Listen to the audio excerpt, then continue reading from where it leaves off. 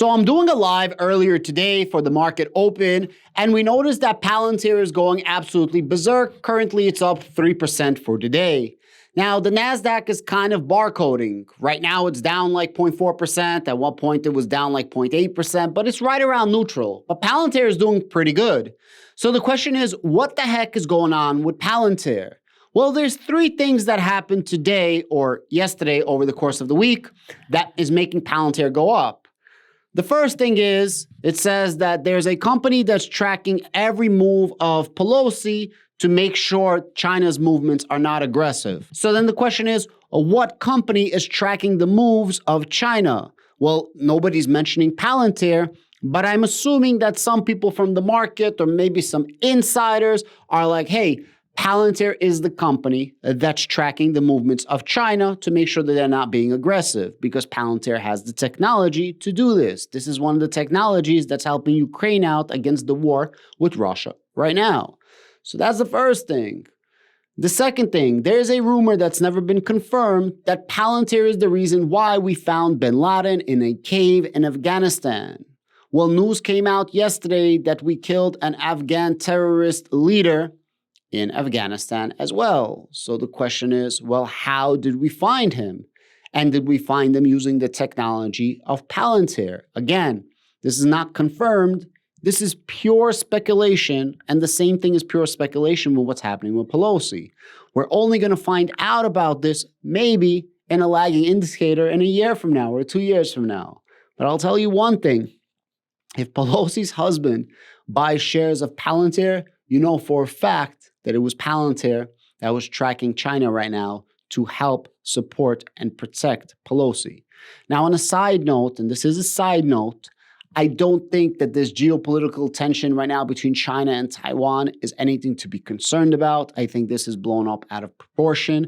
And literally in my live, there was a person from Taiwan and he's like, bro, nobody's in bunkers. Nobody gives an F about what's happening. Nobody in Taiwan is sweating this at all. This was escalated by Biden where he, said, yeah, Pelosi is going to go there and we're going to increase security. Like, he escalated the situation. And now China, what are they supposed to say? Of course, they're going to say, well, if you go there, this is going to be a grave mistake and there's going to be consequences. Like, bro, it's blah, blah, blah, blah, blah, blah, from one way and the other.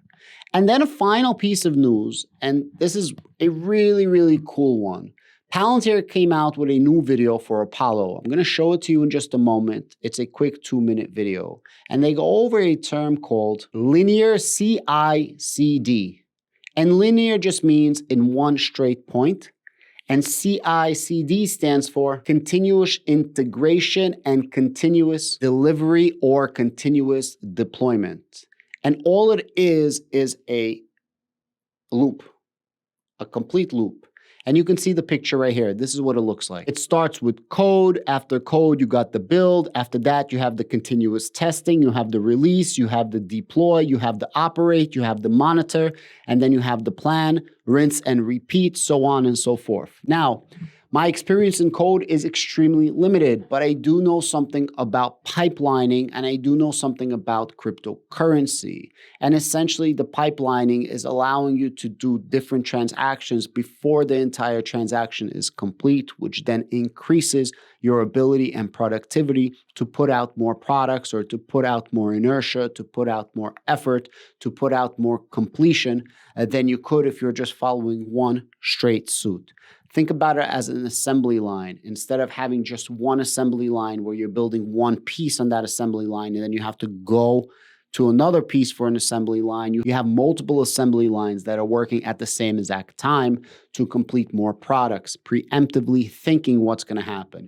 Now, that is my definition of what's happening. Actually, a software engineer for a Web3 application commented on something, and hopefully I can do an interview with him. But look at this video right now that you know what a CICD is, and tell me what you make of this.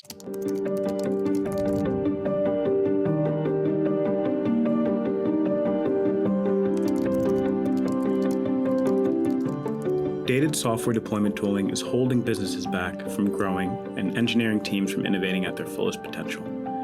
Evolutions in platform architectures, Kubernetes, continuous deployment, and a fragmenting infrastructure and cloud world have introduced a new level of complexity.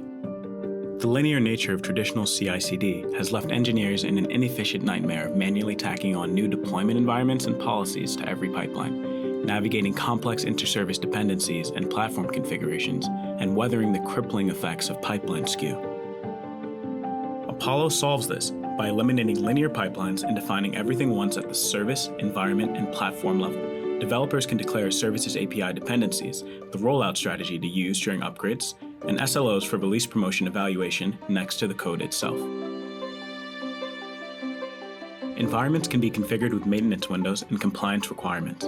Then Apollo takes both sets of inputs and ensures continuous and autonomous updates and rollback to the environments without causing unexpected impact to availability. Then there are release channels, customizable software rollout paths defined by product teams that model unique risk tolerances and rollout strategies. New environments can subscribe to a given release channel that defines when they will get new product releases for each installed service. Apollo is the central brain that auto-enforces the specific controls and requirements tied to every unique environment, no matter if there's one production environment or thousands, all with a fully auditable history. The modern approach to software deployment that maximizes flexibility, efficiency, and control. It resolves mounting complexity and scales alongside your business. It's software of tomorrow, delivered today.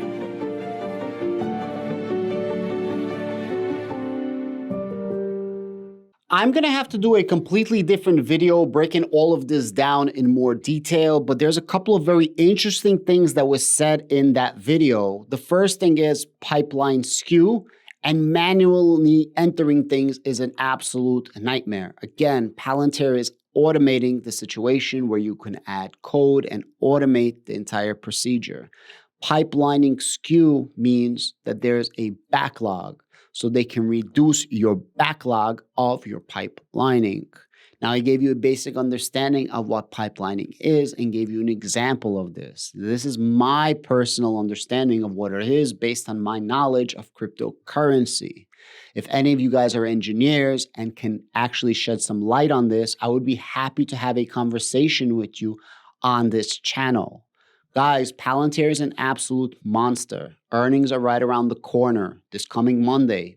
Pre-market open. I will be having Arnaldo and Emmanuel on this channel. You guys are going to get a great live with 3 different perspectives, and we each have a completely different style. It's clear to see that Palantir is an absolute rip. Yes, we are still down from all-time highs. I know this. However, we did go from the $7 mark to nearly touching $11 right now. And a lot of people are starting to get a sense of FOMO. It's not there yet.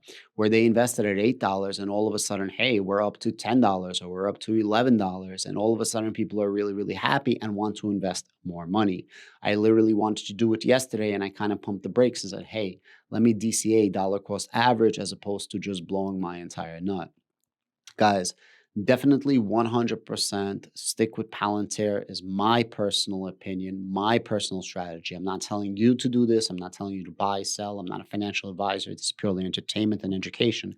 But for me, Palantir is a winner. And I do believe that the stars are aligning. And it really sucks that we have just geopolitical tension around the world and what's escalating. However, I do think this is going to end up being a big nothing burger. And one of the reasons why it's a big nothing burger is because of Palantir. And I'm not just talking about Taiwan. I'm not just talking about Ukraine. I'm not just talking about these things, but many other things that we don't see behind the scenes. I believe Palantir is going to get this huge NHS contract that's probably worth $1 billion over the next 10 years.